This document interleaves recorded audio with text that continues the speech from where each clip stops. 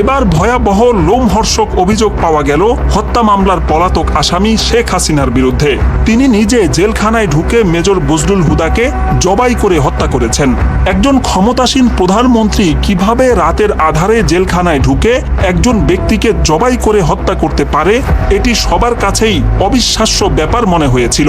যদিও এই কথাটি সেই 2010 সাল থেকেই বাতাসে ভেসে বেড়াচ্ছে।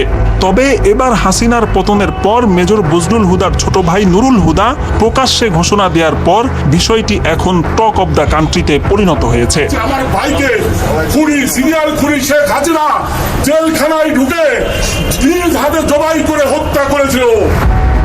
1975 সালের 15 আগস্ট যেসব সেনা কর্মকর্তা ধানমন্ডি 32 নম্বরে গিয়ে শেখ মুজিবুর রহমানকে হত্যা করেন, তাদের মধ্যে অন্যতম ছিলেন মেজর বজলুল হুদা, যিনি শেখ মুজিবুর রহমানকে সরাসরি গুলি করেছিলেন। এই অপরাধে 2010 সালের 28 জানুয়ারি মেজর বজলুল হুদা সহ কারাগারে থাকা 5 জন ব্যক্তির ফাঁসি কার্যকরের সিদ্ধান্ত নেওয়া হয়। অনলাইনে ছড়িয়ে পড়া ঘটনার একটি ধারা বর্ণনা থেকে জানা যায়, সেই রাতে ফাঁসি কার্যকরের কিছুক্ষণ আগে ঢাকা কেন্দ্রীয় কারাগার এবং আশপাশের এলাকায় বিদ্যুৎ চলে যায়।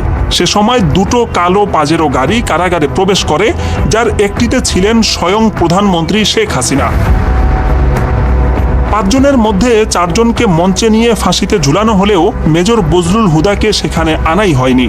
তাকে ভিন্ন একটি কক্ষে আটকে রাখা হয়। তিনি যেহেতু শেখ মুজিবকে সরাসরি গুলি করেছিলেন, এই কারণে তার কাছ থেকে শেখ হাসিনা সরাসরি প্রতিশোধ নিতেই মূলত কারাগারে হাজির হয়েছিলেন।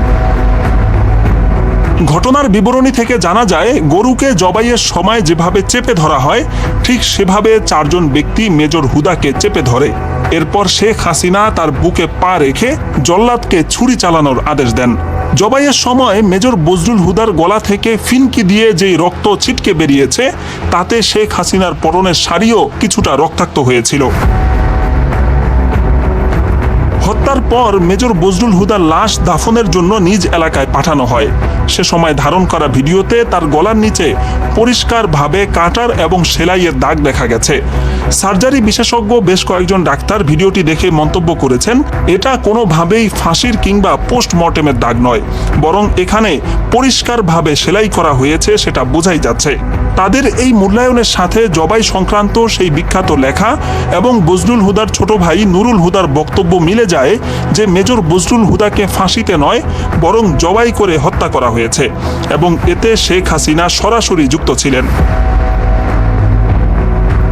বিশ্লেষকরা বলছেন, বিভিন্ন দিক থেকে উঠে আসা এসব দাবি ও তথ্য প্রমাণ যদি সত্য হয়, তাহলে শেখ হাসিনা ক্ষমার অযোগ্য অপরাধ করেছেন, যা আন্তর্জাতিক আইনেও ভয়াবহ পর্যায়ের মানবতা বিরোধী অপরাধ। এমতাবস্থায় বিভিন্ন মহল থেকে মেজর বজলুল হুদার মৃত্যুর বিষয়ে বিচার বিভাগীয় তদন্ত দাবি করা হচ্ছে এবং তদন্তে সেই ঘটনা সত্য প্রমাণিত হলে শেখ হাসিনাকে দেশে ফিরিয়ে সর্বোচ্চ শাস্তির মুখোমুখি করারও দাবি জানিয়েছেন সামাজিক মাধ্যমের অজস্র মানুষ।